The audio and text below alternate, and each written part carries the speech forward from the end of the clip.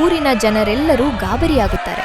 ಜನರೆಲ್ಲರೂ ಭಯದಿಂದಲೇ ಊರಿನ ಜಮೀನ್ದಾರಾದ ಕೃಷ್ಣ ದೇಸಾಯಿ ಹತ್ತಿರ, ಇನ್ನು ಎಷ್ಟು ವರ್ಷ ನಾವು ಈ ದೆವ್ವದ ಸಮಸ್ಯೆಯಿಂದ ಬದುಕಬೇಕು? ಇದಕ್ಕೆ ಪರಿಹಾರ ಏನು ಇಲ್ಲವೇ ಎಂದು ಕೇಳುತ್ತಾರೆ.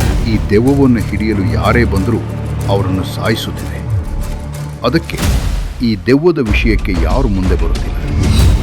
ಅದೇ ಸಮಯಕ್ಕೆ ಅದೇ ಊರಿನ ಗುಂಡ ಎಂಬುವ ವ್ಯಕ್ತಿ ಅಲ್ಲಿಗೆ ಬಂದು ಜಮೀನ್ದಾರನಿಗೆ, ಜಮೀನ್ದಾರ್ರೆ, ಪಕ್ಕದ ಊರಿಗೆ ಶಕ್ತಿಶಾಲಿಯಾದ ಮಾಂತ್ರಿಕ ಬಂದಿದ್ದಾರೆ. ಅವರಿಗೆ ನಮ್ಮ ಕಷ್ಟದ ಬಗ್ಗೆ ಹೇಳಿ ಅವರನ್ನು ನಮ್ಮೂರಿಗೆ ಕರೆದುಕೊಂಡು ಬರೋಣ. ಅದಕ್ಕೆ ಜಮೀನ್ದಾರ ಹಾಗೂ ಊರಿನ ಜನ ಒಪ್ಪಿಕೊಳ್ಳುತ್ತಾರೆ. ಮಾರ್ತಾಂಡ ಎಂಬ ಮಾಂತ್ರಿಕ ಬುರುಡೆಘಟ್ಟ ಊರಿಗೆ ಬಂದು ಜಮೀನ್ದಾರನಿಗೆ ಹೇಳ್ತಾನೆ, ನಾನು ನಿಮ್ಮ ಕಷ್ಟವನ್ನು ಪರಿಹಾರ ಮಾಡುತ್ತೇನೆ. ಇದೇ ಅಮಾವಾಸ್ಯೆ ರಾತ್ರಿಯೆಂದು ಆ ದೆವ್ವವನ್ನು ನಾಶ ಮಾಡುತ್ತೇನೆ. ಅಮಾವಾಸ್ಯೆ ರಾತ್ರಿಯೆಂದು ಮಾರ್ತಾಂಡ ವಿಚಿತ್ರವಾದ ಮಂಟಪವನ್ನು ರಚಿಸಿ ಊರಿನ ಮಧ್ಯದಲ್ಲಿ ಒಬ್ಬನೇ ಮಂತ್ರವನ್ನು ಹೇಳುತ್ತಿರ್ತಾರೆ. ಓಂ ಹ್ರೀಂ ಶೂನ್ಯಾಯ ನಮಃ, ರಕ್ತಬಂಧನಂ ಆತ್ಮವಶಂ ನಿಶಾಚರ ಪ್ರಚೋದಯಾತ್, ಕಾಲಮಾಯೆ ಧೂಮ್ರಮಂಡಲ ಅಜ್ಞಾತ ಪಾಶಂ ನಮೋ ನಮಃ, ಕಾಲಮಾಯೆ ಶೂನ್ಯಬಂಧ ರಕ್ತ ಪಿಶಾಚ ಆತ್ಮವಶ.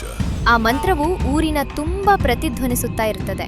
ಆಗ ದೂರದಲ್ಲಿ ಯಾರೋ ಬರುತ್ತಿರುವ ಹಾಗೆ ಗೆಜ್ಜೆ ಶಬ್ದ ಕೇಳಿ ಬರುತ್ತದೆ. ಅದನ್ನು ಕಂಡು ಮಾರ್ತಾಂಡ ಇನ್ನು ಜೋರಾಗಿ ಮಂತ್ರವನ್ನು ಹೇಳ್ತಾನೆ. ಓಂ ಹ್ರೀಂ ಶೂನ್ಯಾಯ ನಮಃ, ರಕ್ತಬಂಧನಂ ಆತ್ಮವಶಂ ನಿಶಾಚರ ಪ್ರಚೋದಯಾತ್, ಕಾಲಮಾಯೆ ಧೂಮ್ರಮಂಡಲ ಅಜ್ಞಾತ ಪಾಶಂ ನಮೋ ನಮಃ, ಕಾಲಮಾಯೆ ಶೂನ್ಯಬಂಧ ರಕ್ತ ಪಿಶಾಚ ಆತ್ಮವಶ.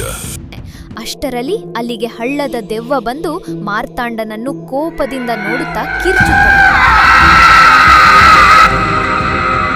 ಅದನ್ನು ನೋಡುತ್ತಲೇ ಮಾರ್ತಾಂಡನಿಗೆ ಭಯವಾಗುತ್ತದೆ. ಅಷ್ಟರಲ್ಲಿ